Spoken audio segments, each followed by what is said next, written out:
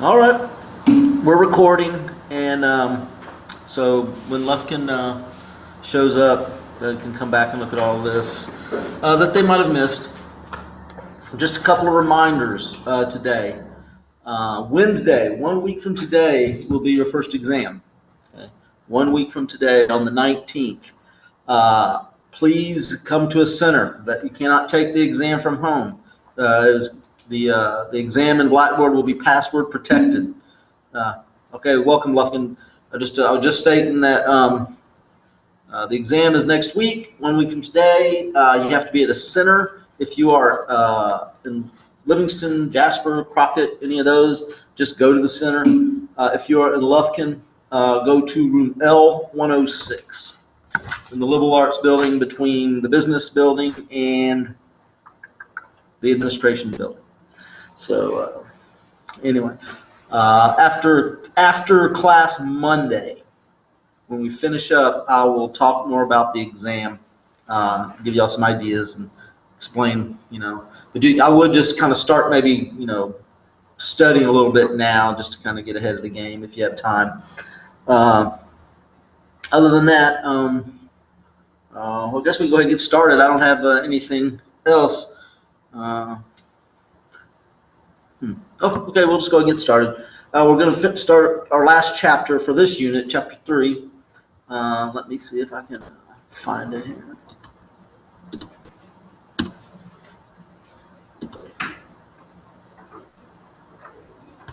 So, Texas government politics in a federal system. Who signed in for me? Okay. Feel free, if you have a question, to type in a question or ask a question as we talk about this. Learning objectives, we always have these to kind of frame what we're trying to learn. Explain 3 ways in which nations structure relationships among national, regional, and local levels of government, and how the Constitution of the U.S. is used to navigate federal-state relations. Outline the changing patterns in the relationship between the U.S. and state governments. Assess the impact of federalism on state finances. And describe the increased interdependency between the U.S. and Mexico. Okay. Structuring regional and national interests. How do the regional, meaning either Texas, states, or local cities, counties, those are regional interests. So how do they work together? So in the United States, there are 90,000 governmental units in the United States. Okay, that includes all cities, all counties, all states, all school districts. That's a governmental unit. All of these things allow for a lot of people in the United States to participate in the political process. And that's a good thing, I believe, that the more people involved, we have a stake in it. We care, and so we try to work towards having better cities, better school boards, better school districts, better states and counties. There's federal level, the national government. There's only one of those. There's state level. There's 50 of those, obviously, and there's just tons of local offices. Tons of local opportunities to participate in government, to hold office and to participate. There's over 500,000, 500,000 elected officials in the United States. When you couple all together those 90,000 units, 500,000 people, run for office and serve. So, and that was the purpose of the structure of our system, is to allow for that, to make sure that lots and lots of people participate, making it accountable to the people. In Texas, we have, we're big, of course, large state, 254 counties, 1,214 municipalities, which is cities, and then 3,679 school and special districts. We're going to talk about that, what those are, a little later in the semester, but what special districts are. But school districts are these, independent school districts that run the local public schools.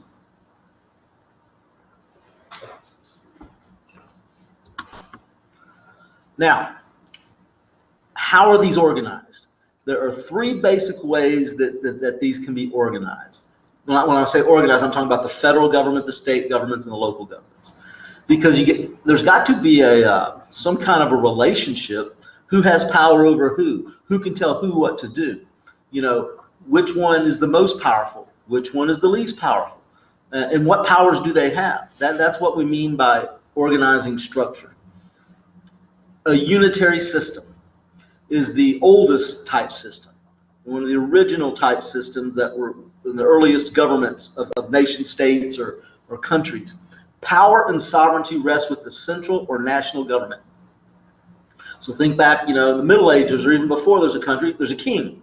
The king and his advisors have all the power, and nobody really else has any power to make independent decisions from the king or the national government. So that's a unitary system.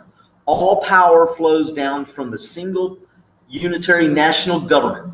Okay, states or provinces or whatever you want to call them cannot exist unless the national government allows them to exist, creates them. The national government can change them anytime they want to. Okay, if they want to alter a province or a state in a unitary system, they can. Okay, they can dictate everything. All the power rests in the national government. And sovereignty means just having the final say over your own affairs, that there's no legitimate higher authority telling you what to do. If that's the case, you're a sovereign. A confederation is kind of the opposite. Power and sovereignty rest with the regional or state governments. So you have a group of states, or it could be, okay, I'll just use that term, a group of states. They're all independent. They're all sovereign. They form a national government.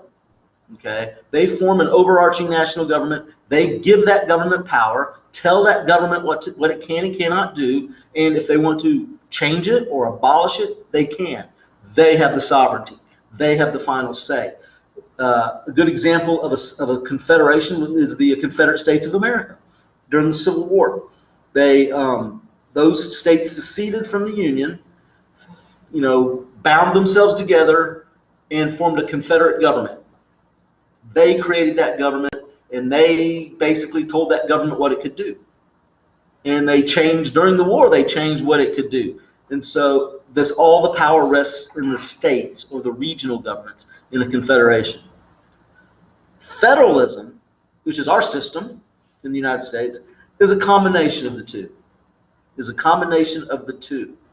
Balances power and sovereignty between the states and the national government.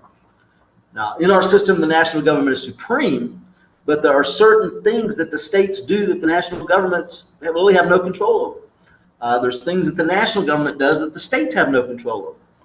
And it's a balance of power. Both are sovereign. One can't alter or abolish the other one. Okay? They can't go to, Congress can't decide, we've had enough of Mississippi, let's just get rid of it. You can't do that. All the states couldn't get together, or states couldn't get together and say, we don't like how the national government's structured. Let's just change it. Can't do that. Both are sovereign in certain areas, in certain ways. Both are independent, but both also share power with one another. There are certain powers that they both have. They both can tax you. Okay, so that's our system, a federal system. Texas is sovereign. It does a lot of things on its own without the national government. But there are areas where the national government has a say.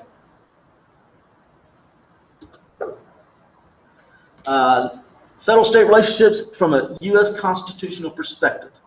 Article 1, Section 8, paragraphs 1 through 17.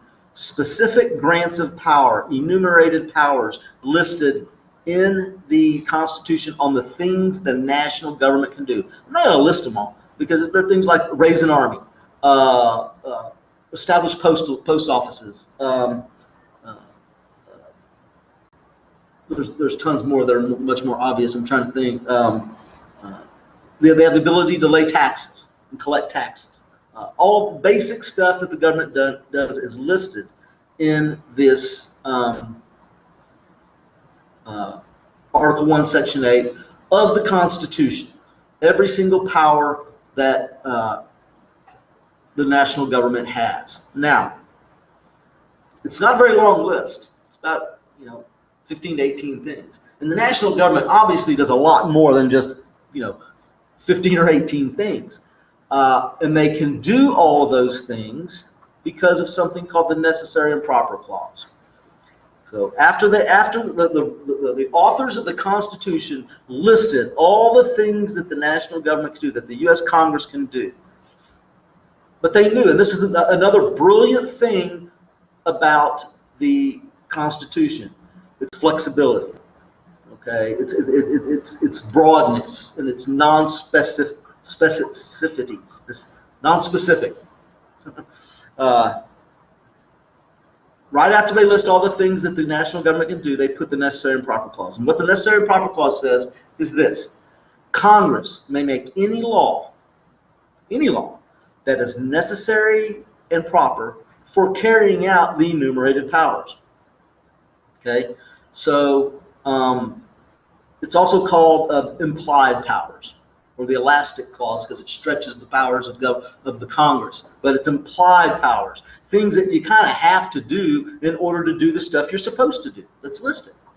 If you've taken American history or U.S. government, you probably know about the debate over the establishment of a national bank early in our American history.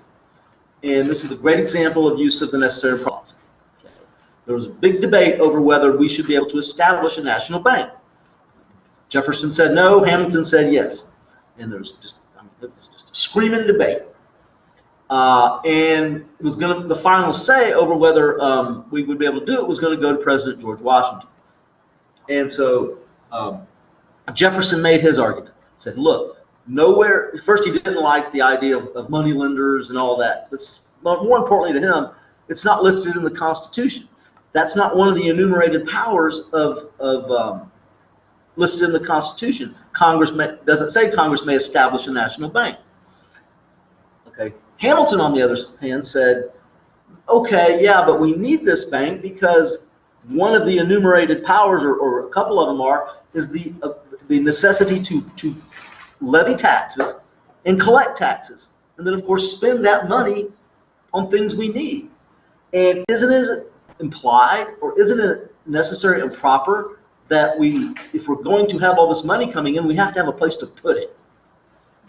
It's implied. It makes sense. It's necessary and proper to carry out that enumerated power of collecting and laying and collecting taxes. Okay, so that's what that means, the necessary and proper clause. So that's been used. That's probably clause has been used by Congress more than any other, as far as allowing them the ability to do what they want to do. The Constitution also lists state powers. Okay, state powers, and then the 10th Amendment is in there, which says any powers not granted to the national government or denied the states are reserved to the states. So any leftover powers after the listed powers, the enumerated powers, and after you take into account the necessary and proper clause, anything that's not listed, those go to the states. Okay. And then there are concurrent powers. So now we have national powers, we have state powers, and then there are concurrent powers, things that both of them do. And the most notable concurrent power is collecting taxes. Okay, we pay if you got a job, you pay federal income tax. Luckily in Texas we don't pay state income taxes, but some states do. But that's their power as well. But we still get taxed by the state and local governments. Property taxes, sales tax. We pay a state sales tax and a local sales tax. So they both have that power, concurrent powers of taxation. Okay. Vertical federalism. Vertical is up and down. Horizontal is horizon. Up and down, horizon. So vertical federalism is the relationship between the states and the national government, because the states are above. I mean, the national government is supreme, even in the Constitution, even though they're both sovereign and neither can abolish the other. If there's a conflict between laws, the national government wins. Okay. So that relationship has evolved over time. In the earliest years in that relationship, the states had most power. In 1789, 1800, in those early years, the states had most of the power, most of the influence, because we were a very isolated nation. We were a small nation. We weren't a very populated nation. And we didn't have a lot of interest, overseas. We just traded, okay? But over time, as we become a more complex society, a larger country, that had, with more interests around the world and threats from around the world, that relationship has evolved where now the national government is much more powerful and influential than the state government, even though there's still that federalist relationship where they both exist as sovereign entities on their own. In the horizontal relationship, instead of top-bottom, which is vertical, horizontal, even across the horizon, are the relationships among the states, how they interact with each other. Okay, one of those is something called full faith and credit clause. The full faith and credit clause.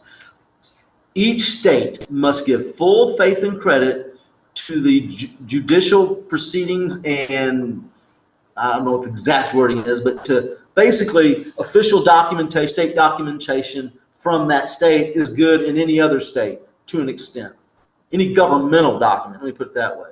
So this is why the full faith and credit clause is why if I'm going on vacation and I plan to drive to California, okay, I want to drive to California, and on that trip I'm going to go through New Mexico, I'm going to go through Arizona, and I'm going to get into California from Texas. I have a driver's license that says the state of Texas on it. When I'm in New Mexico, and this actually happened to me one time when I was going to Las Vegas many years ago, I was speeding through the desert because long stretches of road in the desert, that's what you do. You just go as fast as your car will take you. But I got pulled over, and they asked for my driver's license. I gave him my Texas driver's license. He didn't bat an eye.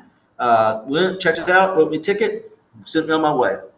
Why didn't I get a ticket for not having a New Mexico driver's license in New Mexico? Because the other states, including New Mexico, give full faith and credit to the Texas document.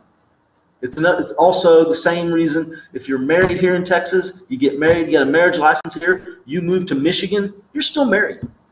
They acknowledge that marriage license. You don't have to remarry in Michigan in order to be married in Michigan.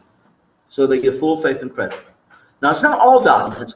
There's some professionally oriented documents like your law license. You might have to take a different bar exam in the different states to practice law. But any government issued document, full faith and credit. Privileges and immunities clause, that means the laws apply equally, basically, to, and it's not exacting. There are some differences, but the basic laws apply equally to all people, no matter what state you're in, whether you're a visitor to the state or not. So the speeding laws are the same. You don't have a different speed limit for people driving from out of state than you do for people in state who are citizens. Now, there are things that are different about this. I mean, that's pretty much, broad-based. But things like tuition, these are areas that are allow some differentiation. Like if you go to college in a public university in another state, you're going to pay out-of-state tuition, which costs more. They can do that. But as far as the basic laws, criminal laws, there's not separate criminal laws for visitors from other states than there are for citizens. So the privileges and immunities clause that all citizens of all states receive the privileges and immunities of the state in which they are in. Okay. Another horizontal or state-to-state relationship is the extradition clause. That just means you can be extradited for a crime. Let's say I committed a crime here in Texas. I stole a car, or I killed somebody, or whatever I did, and I leave and I go off to Montana. They find me in Montana and they arrest me and they look me up in the system and they see that I'm wanted for murder in Texas, and I say I don't want to go. You can't make me go. Well, yeah, they can make me go. they can extradite me. Texas can request an extradition from, it's a documentation. It's a legal document they have to provide. I want to extradite this person. This is why. This is the evidence of the crime. He's been indicted for this crime or whatever, or is wanted for this crime, and they'll ship me back. And each state will do it for each other state. And then interstate compacts. These are just agreements between two or more states. The thing about these, they have to be approved by the U.S. Congress. Because what the Congress is trying to avoid is like groups of states coming together, forming little nations within the country. So you don't want them all, so they have to be approved by Congress. Going back to higher education, example of an interstate compact is, I know in parts of Texas, especially out in maybe North Texas or West Texas and other states, let's say you live way out in West Texas next to the border with New Mexico. Okay, you're way out there. The closest university is, say, Texas Tech or something, or University of Texas El Paso. And let's say it's 200 miles away. But in New Mexico, 10 miles across the border, 15 miles from where you live, there's this New Mexico University that you can attend. It seems crazy to get in-state tuition that you have to drive 200 miles when there's a college, hop, skip, and a jump right there. So many states have these interstate compacts where if you're within a certain distance from the border, you can go to a university or college in the other state and pay in-state tuition. It's just kind of a practical thing to do. In the both states, it works both ways. Somebody close to the border in New Mexico, if there's a college closer than theirs, they can attend in Texas on in-state tuition. So that's just a compact or a contract or a negotiation between two states or more. It can be between more, but just kind of understand what those mean. What those full faith and credit means. It just means that documents work in each state. Driver's license, marriage license. Privileges and immunities means you just don't have special laws in place for non-citizens of your state. Somebody from California and Texas comes here, they're treated under the law. They're treated exactly the same. Privileges and immunity. Oh, I said extradition. They'll send me back if I've committed a crime. They'll send me back to the state in which the crime was committed, so I can stand trial. And then the interstate compacts, the dealings between the two states. Kind of know what those are.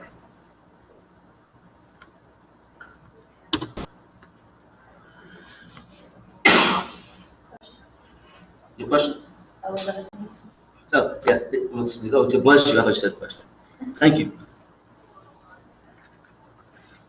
Now, as I mentioned earlier, this relationship between the states and the national government has changed over time. In the very beginning of our country, the states had all the power. Now, basically, the national government has all the power. But it was a process. It was a process that we went through. And that's what we're going to kind of talk about now, this evolution of how we've gotten to this point. At the very beginning, we had something called state-centered federalism. Oh, and this is for testing purpose, chronology. This is good to know. So when you're studying for this, know the order of these things by their names. Of course, there's hints within the names that kind of might help you keep them organized. But state-centered federalism. States are responsible for most all domestic policy in the 1780s, 1790s, the early 1800s.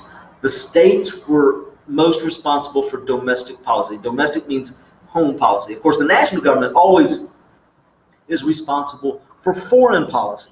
Any interactions with other nations, the national government always does that. But most all laws, most all judicial proceedings back in the earliest years of our country were done by the states. The laws were written and passed by the states, enforced by the states. The courts were state-centered courts. That they were the state courts, not the national courts for the most part. Now, the national courts existed, but they weren't that busy. And there was a U.S. Congress, but they mainly dealt with foreign affairs, not necessarily local affairs. Okay.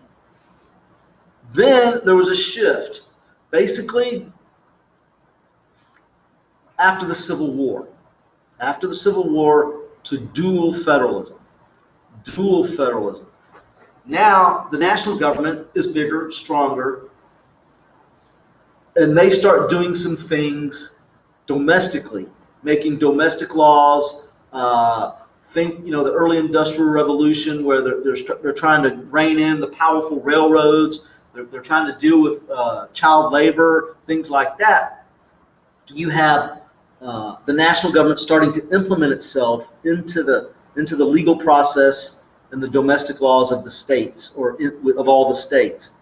And the states still have their powers that they traditionally do, and there's a clean break, there's a clean delineation from these are the state things domestically, and these are the national things. So it's clear. But in reality, there's still very little that the states do. They don't do that much. I mean, there's very little there's very little the national government does. The states still do most of the legwork. The states are still doing the heavy work for their states making laws. But now the national government, after the Civil War, is enforcing things like the abolition of slavery, the Reconstruction, these things that are national policies. Okay? Then you have cooperative federalism. This era begins really with the Great Depression, maybe somewhat with the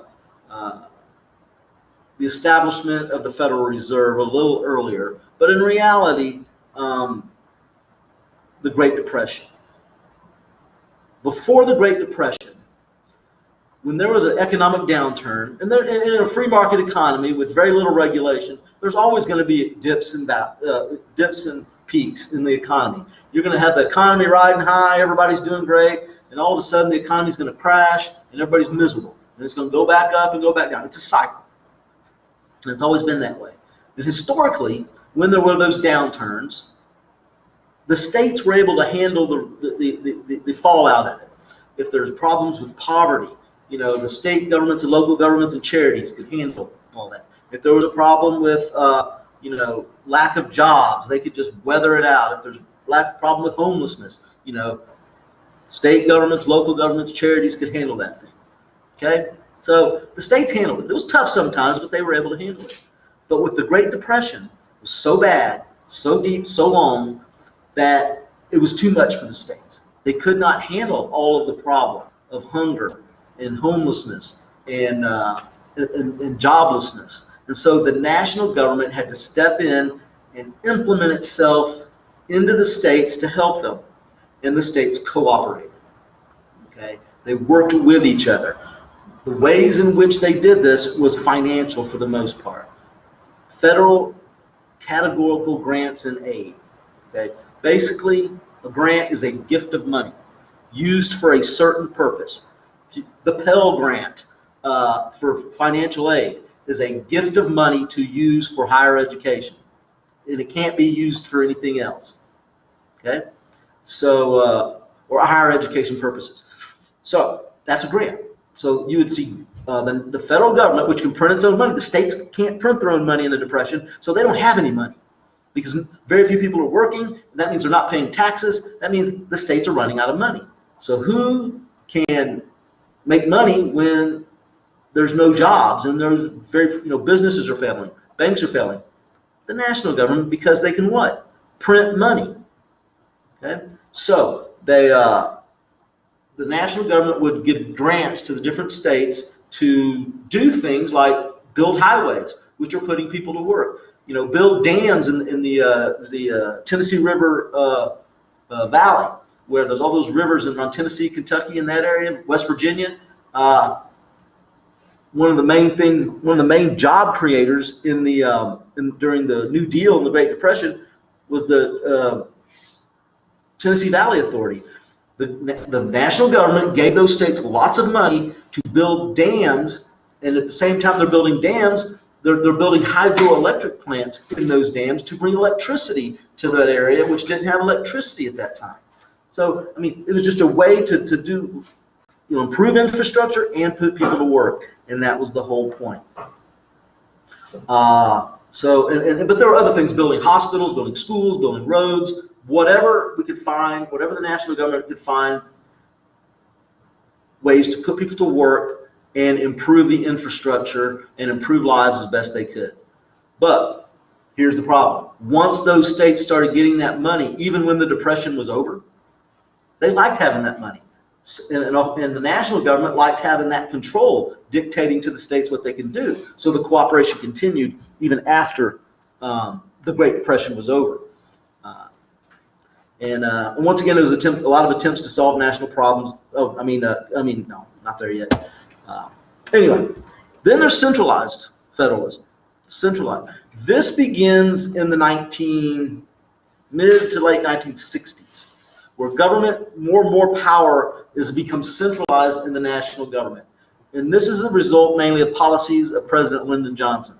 Whereas Franklin Roosevelt pursued cooperative federalism to get us out of the Great Depression, Johnson saw national problems. Lyndon Johnson saw a lot of national problems. Under cooperative federalism, they would look at each state and say, okay, you have dams or rivers that need to be dammed up. We'll give you this money for that.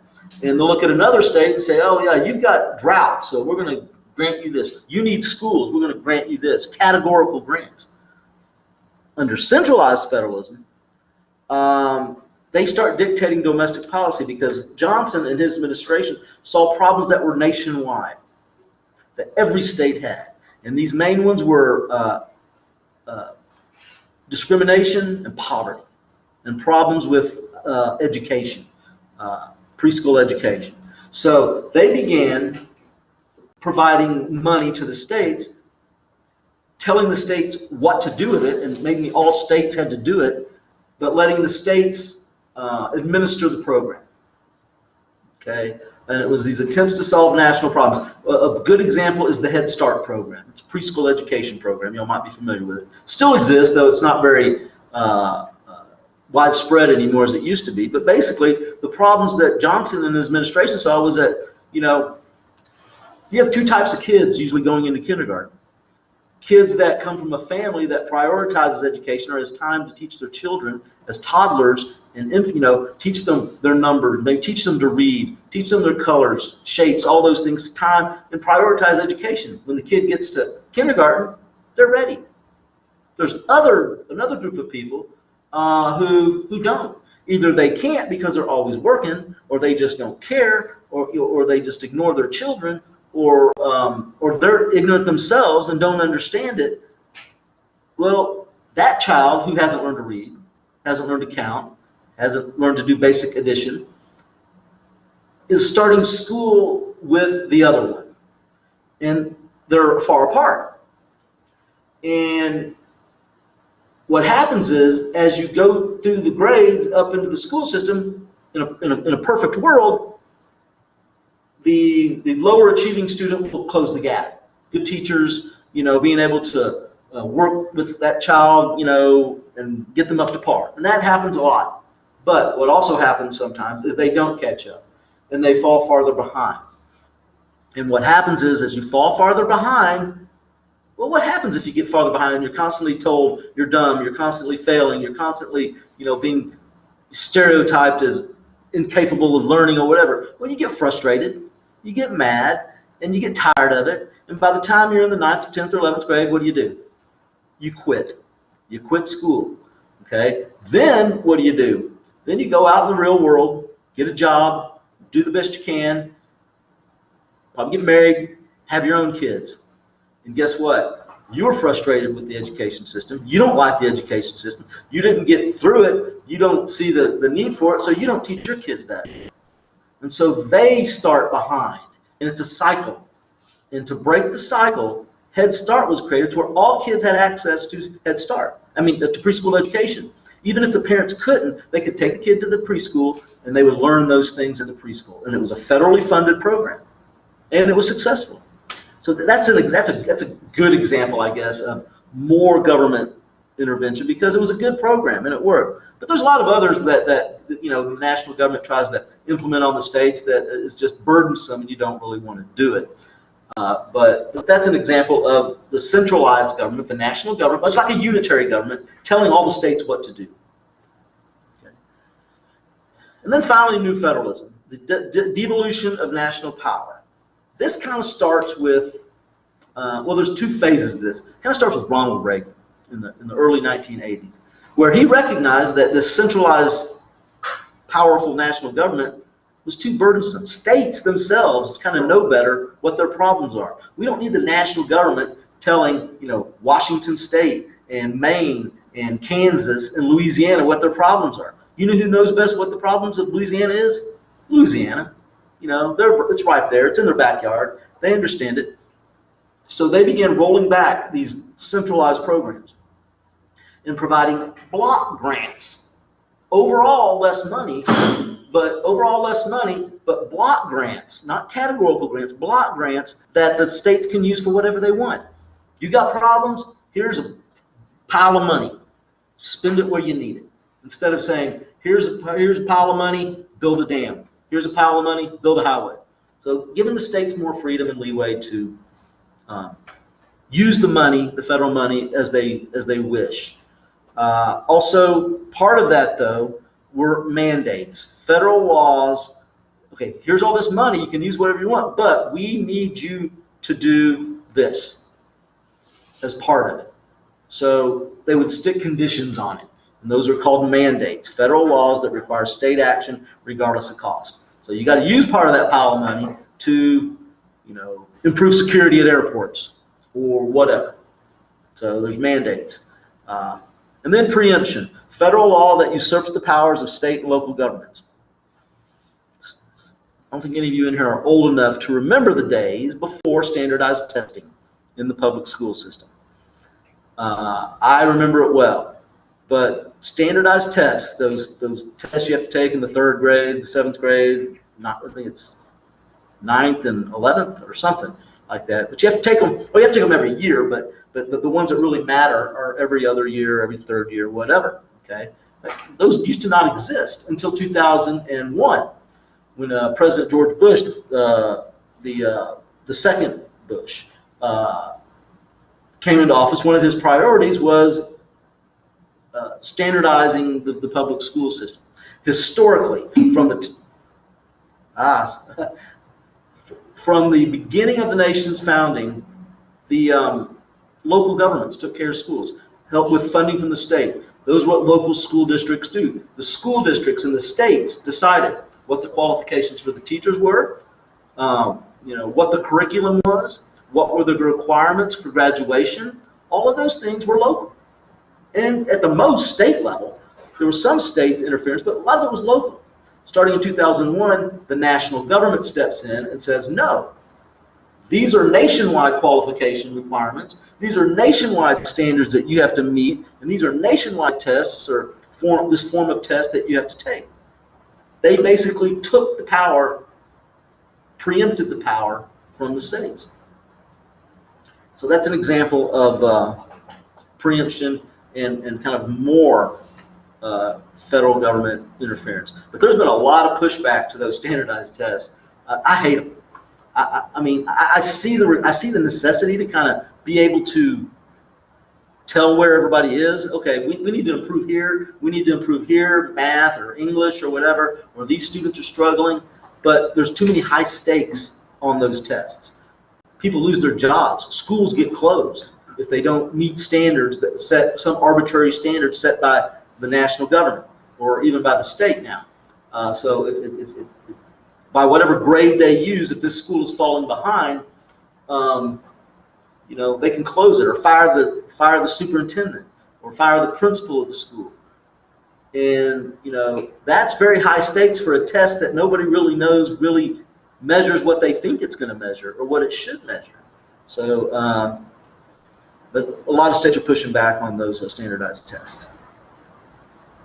So know for this, know the order, kind of understand within each one. I went real in depth in all of them, but just know that state-centered federalism, the states had the most power in relation to the national government. Dual federalism, kind of post-Civil War, there was a balance of power where they both had power. The states still had most, but there was a clear-cut delineation between what the states do and what the national government does. Then cooperative, where and know the landmark events, the Great Depression, where the states and the national government began cooperating and kind of blending their money in the policy where they were cooperating to get through the Great Depression. And then centralized, it shifted now from state-centered to national-centered and centralized federalism, where the national government's dictating to the states what they have to do. And then new federalism, where they kind of step back from that and they try to get more of a balance. Okay, so know the chronology of that. The role of the U.S. Supreme Court. The role of the U.S. Supreme Court in defining federalism. Because the courts, they have a lot of power, because especially the U.S. Supreme Court basically defines what the Constitution means. So if it says in the Constitution there is the right to free speech, Congress shall make no law abridging freedom of speech. Well, what does speech mean? I think we might have talked about this last class where, well, there's speech. I mean, if I have political speech, I can say, I don't like that candidate, I don't like this policy. That's protected by the First Amendment. But what if I'm in a crowded theater and I yell fire for no reason because I think it's funny and people are trampled to death? Well, it says free speech, but no. The courts have ruled there are certain types of speech that aren't free and that aren't lawful. And one of those is something like yelling fire in a crowded theater. So the federal courts also get to define, by reading the Constitution, the power, authority, and jurisdiction of the federal system. The courts over time deciding national government can do this, state governments can do this. Okay.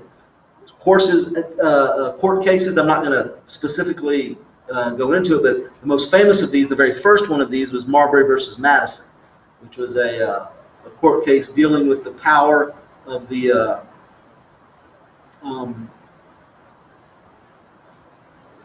courts themselves and how they can dictate to the states.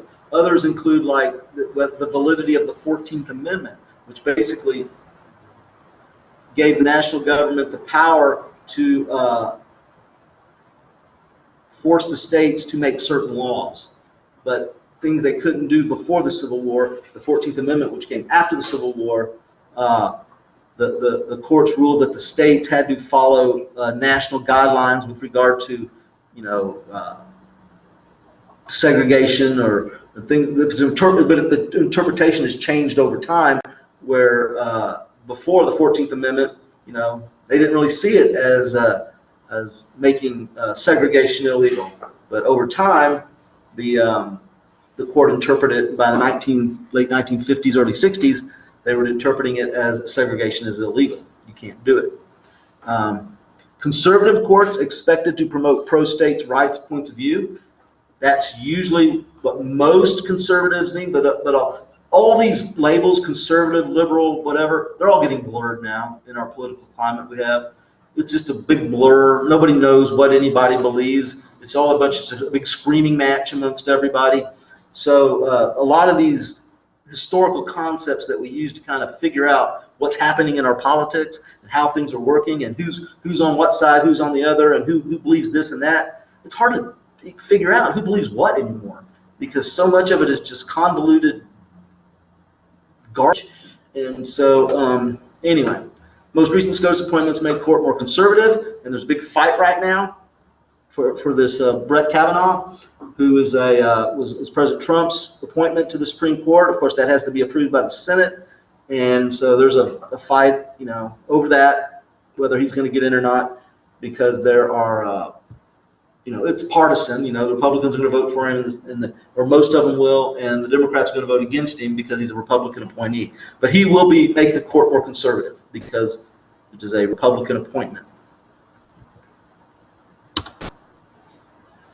Impact of federalism, that relationship, national to state, on state finances. Federal funds. In 2014-15 state budget, that's the last one I had, federal funds made up 34% basically of our entire budget. So those grants that we were talking about, that money that the federal government sends to, those taxes we pay to the federal government, some of it comes back, our income tax. And it comes in the forms of grants, things like that. But 68 billion, or 34% of our entire $200 billion budget of 2014, 2015, were federal funds. Okay. Most of it goes to in Texas, Health and Human Services. That's just healthcare, providing school meals, indigent healthcare, Medicaid, those kind of things. Basically 37% of the total state budget. Spending on K through 12 increased 7.4% in federal funding. That's good. More money for public schools. If we're going to spend more money somewhere, I think we should put it into the school system. But spending on higher education dropped 23%. So in the end, it's an overall loss in money coming in for education. A huge drop in higher education spending by the federal government, and a small increase in public education spending. And you know, in higher education, like this community college, you know, we've got a budget. We've got, you know, every year, you know, we've got to pay for teachers, pay the electric bill, you know, maintain the campuses, have technology in the rooms, and that costs money. And if they decrease the federal part of it, well, we just can't stop maintaining the buildings. We just can't get rid of a bunch of teachers because we need them for the students. So we have to get that money somewhere else. The state's not going to provide it. So where does it go? Where does it come from? I mean, it turns into tuition. Instead of, you know, the state subsidizing the education, the federal government subsidizing the higher education, it's on you now. It's on you, the student. And the reason they do this, most students are young. Not all. I've had students from, you know, up to 80 years old in my classes. I know they're not, you know, they're not all young, but the majority of higher education students are young. They're in their 20s. And those people are the least likely in our society, in our system, to vote. So the policymakers know this. So if they want to cut their budget, they're going to cut the budget from people who are the least likely to hold them accountable, and the least likely to vote them out, the least likely to use their power to get mad and vote them out, and that's young people. That's why they cut budgets in education, which I think is vitally, vitally important to our society. That education is the most important thing to our society. But they don't cut Social Security, or they don't cut, you know, Medicare. Why? It's vital to our society too, right? It's very vital to our society. It takes care of our elderly population. It's because old people, and I'm old, so I can say that, they vote, and they vote in high numbers. 60, 70, 80% of people over 60 vote. And they know that, the policymakers, they know that if they take the Social Security away, those people will vote them out. They'll hold them accountable. But they know you guys won't. So they don't care. So they take what is important to you, but they don't take what is important to them. Yes, ma'am? I was going to say, like, I feel like knowledge is power, so that's power against them. Yep, knowledge is power. And in a lot of ways, they don't want you to have power. They don't want you to think for yourself. They don't want you. They want you to be a cog in the economic machine. They want you to learn to do a job and go out there. They don't want you to have a broad education, I don't think, in order to, you know, question your environment, question the government. Why would the government want to provide an education to you that makes you question them and their authority? It's the last thing they want. So that's why they why they're draining the higher education system. The public school system teaches you to you know, read, write, and do math. That's a skill, and the reason it's set up like that, that's a skill that you need to work, to follow instructions, to read a manual. They don't want you thinking philosophically. Or I get a refund, or I can. I'm sorry, I could not hear that. Something they wanted to say?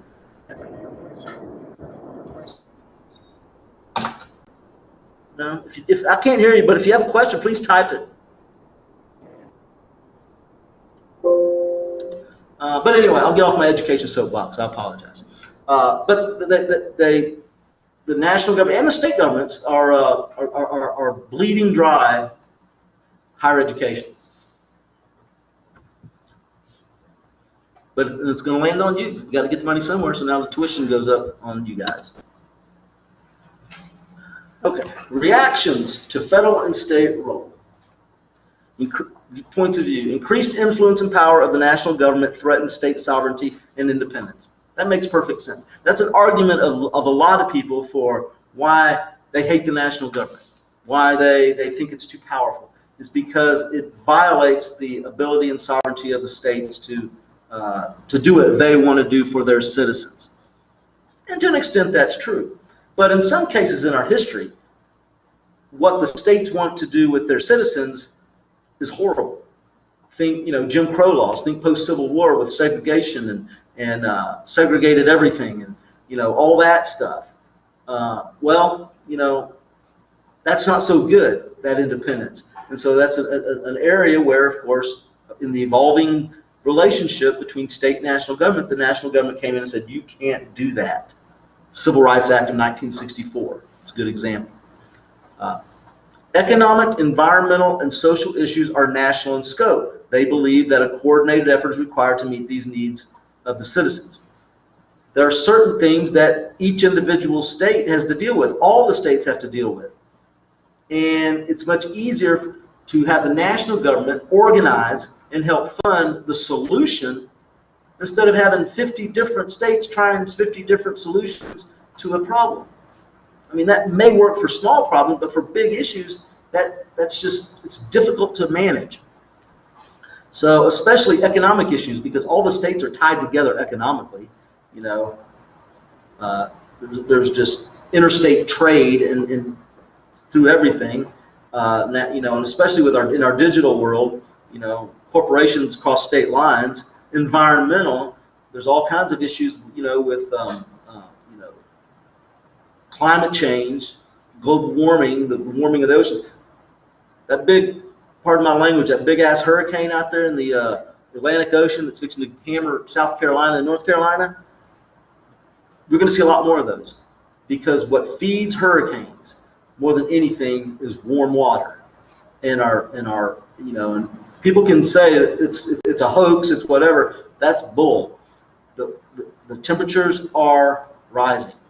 The ocean temperatures are rising, and we can argue whether we want to or not, whether it's man-made or not. I don't care about that. But it's going to cost us a fortune if we don't try to do something about it, because we're going to have more and more of these huge hurricanes, larger hurricanes. The last decade or 2 decades, we've seen more of these huge hurricanes than we saw 100 years prior, because the environment is changing. So those kind of problems are national, not only national, but global in scope. These are global problems we have to deal with, and kind of try to work with other countries. And many problems would never be addressed if not for federal requirements. A lot, especially things like child labor during the Industrial Revolution. States, the big businesses and factory owners had so much influence on state governments that those state governments would never pass or enforce child labor laws.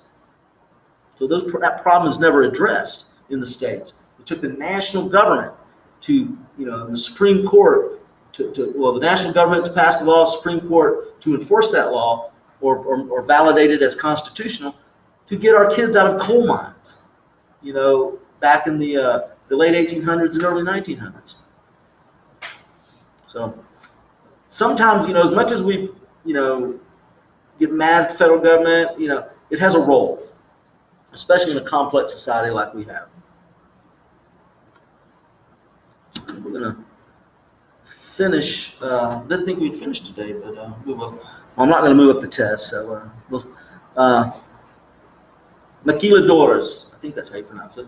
Close, I don't know. Created by Mexico's border industrialization program in 1964. It's a way to take advantage of our relationship with Mexico economically, because of course, now that relationship is very strained, but these still exist. It creates twin plants a cooperation between factories to help the economies of both. Twin plants, U.S. plants would manufacture parts, Mexico plants would assemble the product. So it saves labor costs for the corporation because the labor in Mexico is quite a bit cheaper for the assembling part of it, but you're keeping jobs in the United States to some extent for the manufacturing part of it. So it was a partnership that began, and it created in the long run a very close relationship between the two sides of the border along the Rio Grande River in Texas. And it was successful, and it worked.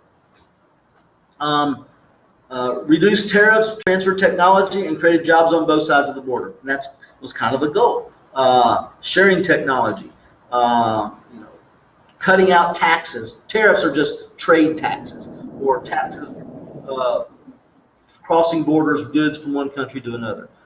If we put a tax on imported shoes from England, that's a tariff. And the goal of tariffs is to make people buy domestic products. Okay?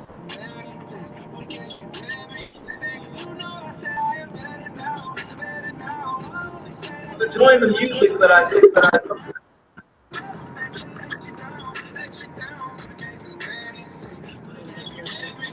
please turn off that music.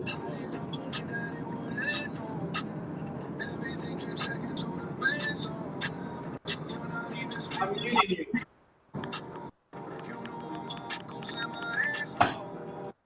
Okay, let's move on. Veronica, yeah, that was Veronica. There we go. She's off. Okay. Spurred population growth along the border. People went down there for jobs. People came up from Mexico to the border to get the assembly jobs. People came down from north of the border, towards the border, to get the manufacturing jobs. So this was a success, creates jobs in the United States and in Mexico.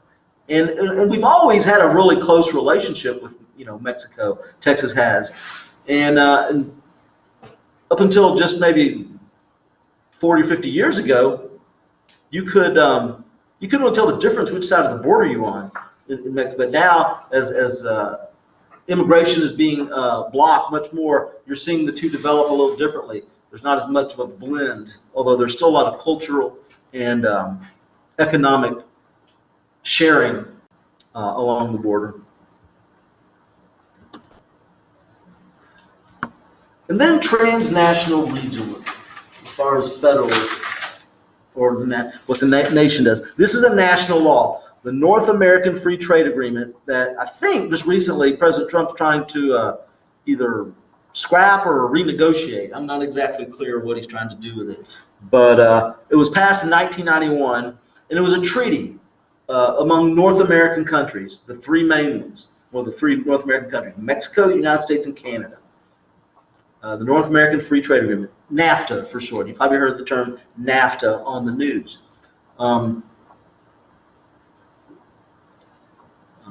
Basically, the goal is to increase trade amongst the three countries and do away with the tariffs, because there used to be tariffs. If a truck from the United States went into Mexico to take the goods, they would be taxed at the border. Or if they came from Mexico into the United States, they might be taxed with tariffs. This kind of eliminates all those tariffs, and it was seen by especially free market people that believe in a truly free market with no government interference and no tariffs as a very positive thing. It also, though, caused some problems. Low labor and capital costs in Mexico will threaten U.S. markets as more jobs move to Mexico. If I have a factory in the United States and I make a widget, just a widget, which is just a general thing, just a word I use. I make widgets. Well, Mexico also makes widgets. I pay my workers $20 an hour, good wages. The widget factory in Mexico pays their workers $5 an hour. Not very good wages, but maybe good for Mexico. Both make a widget.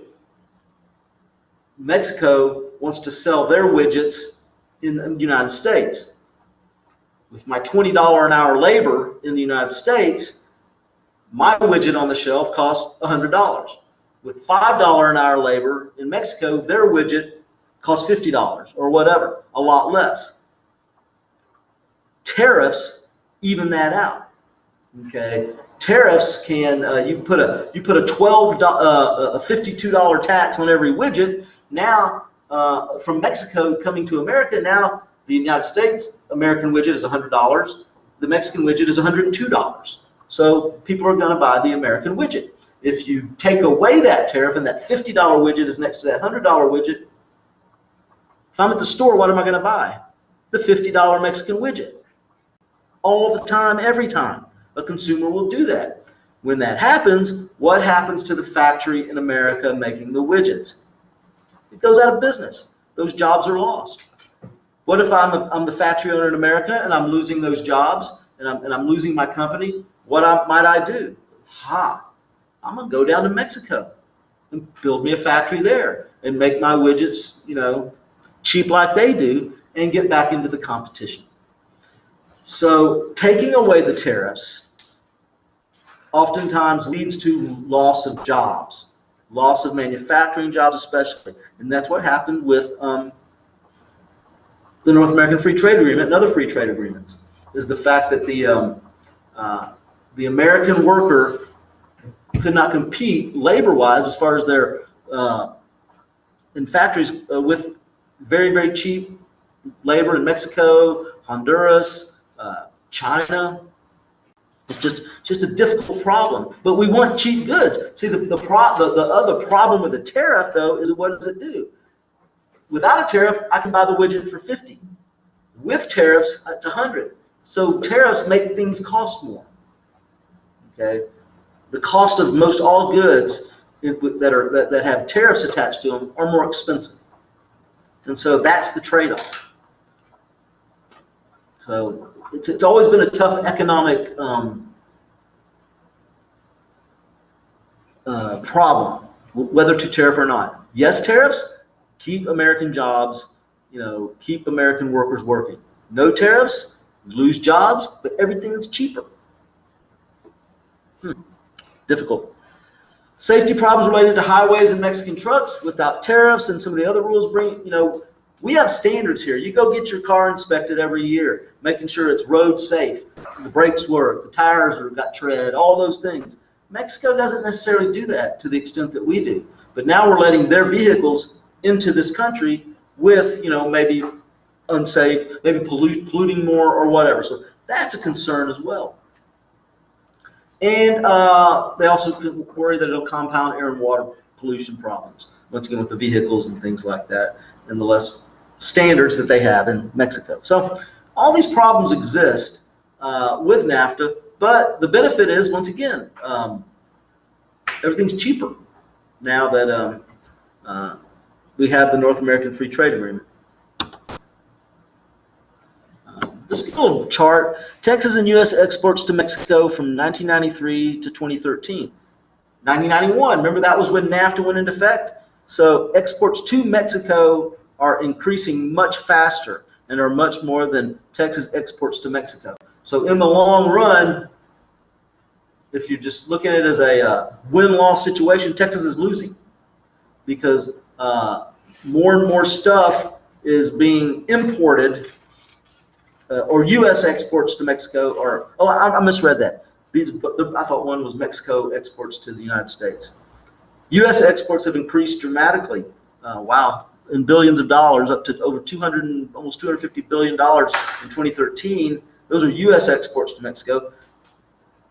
Texas exports, it's climbed, but not quite as steep. Still quite a bit. But if you look at it, in 2013, half of all U.S. exports to Mexico, just about half, comes from Texas. So that's a huge relationship we have with them. It's always been that way, and it'll probably always be that way.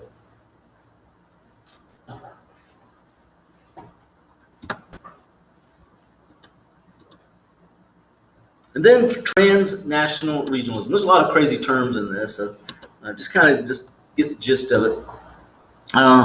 Current future issues: immigration, debate of who should enforce federal immigration laws. You have this, the the national government, with President Trump especially, trying to, be very strict and rigid on these immigration laws. Don't let anybody in. If they do let them in, you separate them from their children to discourage them from coming in, build a wall, all these things. When on the other hand, you have these communities, especially along the border in large cities like Houston, where immigrants are an integral fabric into the illegal ones especially, are integral fabric into the economy. They do all the very, very hard jobs that nobody wants to do, and for very little money. Okay, you drive through these housing developments, these subdivisions that they're building in Houston, and on a Sunday afternoon, it's 100 degrees. You see people on roofs, building these houses, putting on these roofs. These are mostly illegal immigrants, and they do it cheaply, and therefore that keeps the cost of the houses and everything else down. And the local economy knows this. The local leaders know it. The local businesses know it. And so they're the ones that are driving, trying to keep their immigrant labor in the city, as opposed to the national government, who maybe doesn't recognize or doesn't care about those issues, are trying to get rid of the immigrants, illegal immigrants, or prevent more from coming in, which is fine because we have the laws that prevent them. But it will, if somebody could snap their fingers right now and get rid of every illegal immigrant in the United States, it's very likely the cost of everything would double. Simply because how many there are in the market, especially Texas, because Texas has a huge number of illegal immigrants. And these cities that do this are called sanctuary cities. And basically they refuse to not arrest them, but not arrest illegal immigrants, but actively pursue them. But what most people don't know, since 2000, immigration in Mexico has dropped. A lot of that had to do with starting in 2008, the economic crisis, because if there's no jobs, no immigrants are going to come. In that economic crisis, a lot of jobs were lost. Another problem along the border is high level of violence in Mexico along the border related to fights for drug territory. Potential collusion between Mexican government and drug cartels. But there's been very, very little spillover in violence here. They know better than that. The violence is in Mexico. The trafficking areas, the cities through which the drugs travel, and the violence is just brutal over there. Brutal, brutal, brutal. But it's going to continue as long as there is a market for the drugs. If there's somebody that's going to buy them, there's going to be people that are going to provide them, legal or illegal. So here's the thing. In the United States, no matter what we've done or how hard we tried, and we can use a historical reference as well with this, prohibition, no matter what we do, people are not going to stop using drugs. It's not going to happen. All the education, all the incarceration, all of everything that we've tried to do in the war on drugs for the last 40 years hasn't worked. All the things they tried to do back in the day with alcohol, prohibition, making it illegal, didn't work. All it did was make it more difficult and expensive to get the product and made the distribution of the product violent. That is it. That is the only result of trying to make something illegal that in many people's minds is a choice. I understand that there are some really, really bad drugs out there that harm you, but alcohol has harmed a lot of people in my family. I have alcoholics in my family, and I know the danger of alcohol. That's legal. And those alcoholics in my family, they're going to get that booze, legal or illegal. Okay, so during Prohibition, they got it, and it was Al Capone. It was gangs, with territory and turf wars and all that stuff to get the alcohol there. Drug problem's the same thing. Drug use in America is not in my mind, it's not a legal problem. It's a medical problem. It's a health problem. Alcoholism is not illegal. Drug addiction shouldn't be illegal.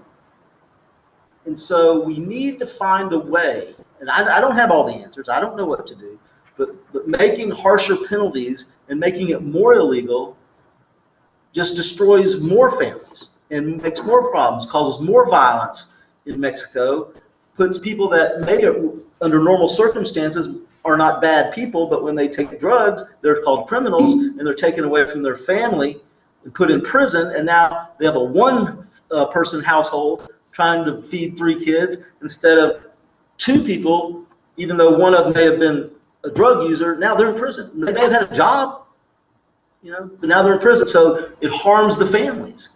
It harms your fabric of your society when you incarcerate people for a medical problem, for a health problem, for an addiction problem. It doesn't work. It's not a deterrent. All those people in prison for drugs, drug use has not gone down 1 iota. But we keep throwing them in prison saying, this is going to stop it, this is going to stop it. It's never going to stop it. I was once told, I'm sorry I'm on my soapbox, I was once told by somebody that you cannot legislate, which means you cannot make laws, you cannot legislate appetite. You cannot legislate things that people have an appetite for and often become addicted to. That's why you can't outlaw alcohol, you can't outlaw drugs, you can't outlaw prostitution. You can, but people are going to do it anyway. There's a market and there's a supply, and the two will find a way to meet. And so we really have to fundamentally think about how we handle these things, because it's not working. And pragmatic thinking simply says, you do something, the definition of insanity is doing something over and over and over again and expecting a different result. And our laws, drug laws, are insane. They make no sense, they don't work, and anyway, sorry. Anyway, any questions? Sorry, I didn't mean to get on my. I didn't think we would finish today, but we did. That's good, I guess. Let's see. Any questions? What do we got? 5 minutes? Let's see, 1:10 to 2. Yes, we got about a little bit of time. Let's talk about the test. You need to show up at a center. Can't do this from home. Room L106 for Lufkin. The rest of you just show up to the your Jasper, Crockett, or Livingston. It's going to be online on your Blackboard. You're just going to go in, and there'll be a folder in Unit 1. Well, that Unit 1 folder, inside there'll be the test. There'll be somebody there to enter a password for you. Okay? Then you will just take the test. It will be 50. I think it's 50 questions. It will be true, false, multiple choice, matching. I know you have the textbook quizzes. Study the notes, because I pull the test questions on the exams, not from the book, not from the chapter quizzes, but I pull them from the notes and discussions in the classroom. Okay, so make sure that's what you study when you're studying for the test. You got the videos there. Somebody turn off their microphone right now, please, just for a minute. I'll let you ask questions here in just a second. What was I going to say? Oh, study the notes. You got the videos, and I hope no Scantrons. It's online. It's online. I'm hoping to post these videos of the class, the recordings of the class. But even if I don't, you still got the video discussions that you can go back and watch. They're basically the same information that I'm talking about in class, just not the exact wording. But the main information is the same. What else? So study the notes. That's the key to success. Now, any questions? Okay, show the connection is poor. So what I'll do is to save the connection so it doesn't block, I'll turn the camera off. I can hear you. Monday, since we finished this, and we talked about the test, I guess not. I guess y'all use that time to study, okay? Use Monday class time to study. I'll post a reminder for maybe people that aren't here right now that we won't have class on Monday. I'll put something on Blackboard. But Yeah, y'all just use that time to study, and we'll have the exam on Wednesday. Any other questions? Same bat time, same bat channel. Yes, show up in your. I'm suggesting in Jasper, Crockett, and Livingston, show up in the classroom first, and then they will probably move you to the computer lab.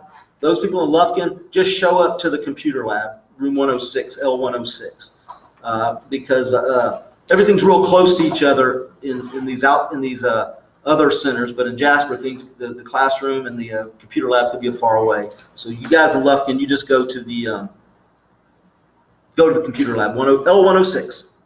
All right? Any other questions? All right, well, you guys have a great weekend. Stay dry. It's supposed to rain again this weekend. But if y'all think of any questions, just shoot me an email.